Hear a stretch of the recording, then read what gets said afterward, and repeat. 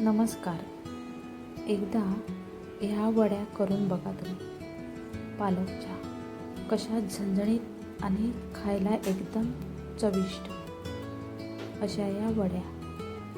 तर इथे मी 2 बटाटे कच्चे किसून घेतलेले आहेत आणि ते किसून पाण्यामध्ये टाकलेले आहेत. आता इथे मी पालक घेतला आहे, तो पण बारीक चिरून स्वच्छ धुतलेला आहे.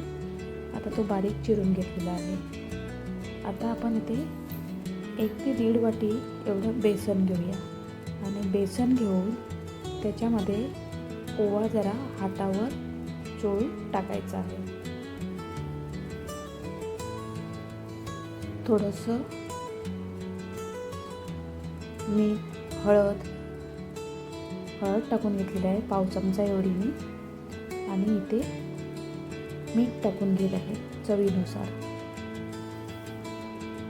आणि आता घरचा वापरायचा मसाला अर्धा चमचा.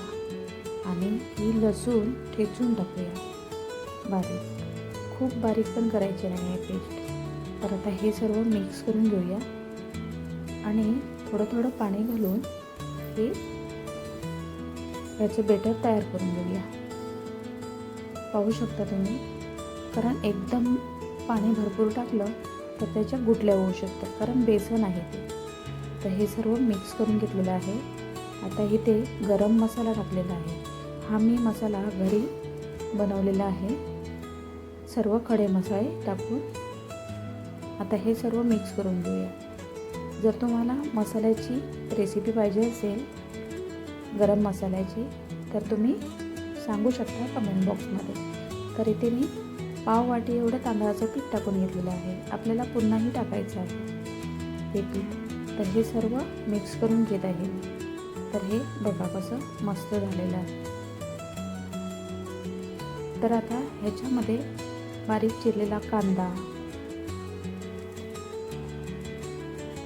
भरपूर सारी कोथिंबीर, बारीक चिरलेला उलपातीचा कांदा, हे सर्व टाकून आपण मिक्स करून घेऊया. पालक आपल्याला आधी टाकायचं नाही आहे, पालक शेवटला टाकायचं आहे. तर आता इथे मी जी बटाटे किसून घेतलेली ती सर्व पाणी एकदम काढून घेतलेलं आहे पिळून मी. आणि ते आता मिक्स करून घेऊया.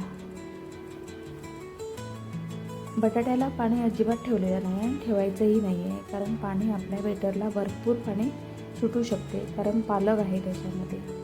पालकाला पाणी भरपूर सुटते. तर इथे हे सर्व मिक्स करून घेतलेलं आहे. तर आता आपण ह्याच्यामध्ये पालक टाकून घेऊया आणि थोडीशी साखर, म्हणजे चव अजून वाढेल त्याची, याच्यासाठी साखर टाकलेली आहे. तर इथे मी साखर पण मिक्स करून घेत आहे. तर आता हे पालक बारीक चिरलेला टाकून घेऊया. पालक लक्षात ठेवा, कापायच्या आधी स्वच्छ धुवून घ्या. पालक कापल्यावर धुवू नका, मग त्याच्यातलं सर्व आपल्याला जीवनसत्व असते ते निघून जाते.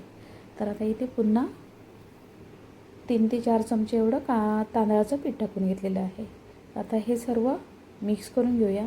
पालक एकदम मळायचा नाही आहे आपल्याला, हाताने थोडंसं मिक्स करून घेतलं तरी चालेल, पण खूप मळायचं नाही आहे. मळलं तर पाणी सुटू शकते त्याला. तर आता आपले हे वड्या हातामध्ये होऊ शकतात. आता इथे मी पॅन ठेवलेलं आहे, तुम्ही तव्यामध्ये पण करू शकता. तर मी इथे पॅन ठेवलेला आहे, त्याच्यामध्ये तेल टाकून पॅन आधी मस्त गरम करून घ्यायचं आणि मग तेल टाकायचं. तेल पण थोडंसं गरम झालं की त्याच्यावर वड्या टाकून द्यायच्या, थापून हातावरच पातळ करायच्या. खूप जाड पण ठेवायच्या नाही, म्हणजे आपल्या हातून म्हणजे आतमधून असे शेकले गेले पाहिजेत, असे कुरकुरीत. तर इथे मी सर्व असे या प्रकारे करून घेत आहे, पाहू शकता तुम्ही. आणि एकदा ही रेसिपी करून बघा, खूप छान लागते. न खाणारे पण आवर्जून खातील. लहान मुलांना तर खूप आवडेल, कारण ते क्रंची आणि कुरकुरीत चविष्ट एकदम लागते. तर हे आता पालटून घेऊया एका बाजूने. तर असे मी सर्व बनवून घेत आहे. कलर किती मस्त आलेला आहे पहा. तर मस्त आपल्या वड्या तयार आहेत. तर वरून थोडंसं अजून तेल टाकायचं आहे. तुम्ही डीप फ्राय करायचं असेल तर पण करू शकता, हे वितळणार नाही तेलामध्ये टाकल्यावर. तर आपले हे कुरकुरीत असे वड्या तयार आहेत. वड्या तव्यामध्ये भाजायला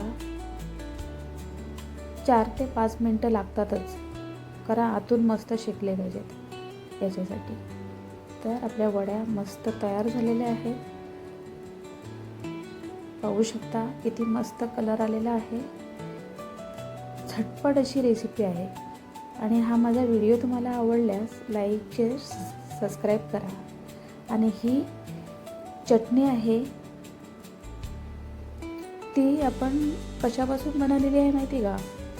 आमचूर पावडर आहे, त्याच्यामध्ये थोडासा खजूर आहे, असं ही चटणी आहे. याच्यासोबत एकदम अप्रतिम लागतात. धन्यवाद.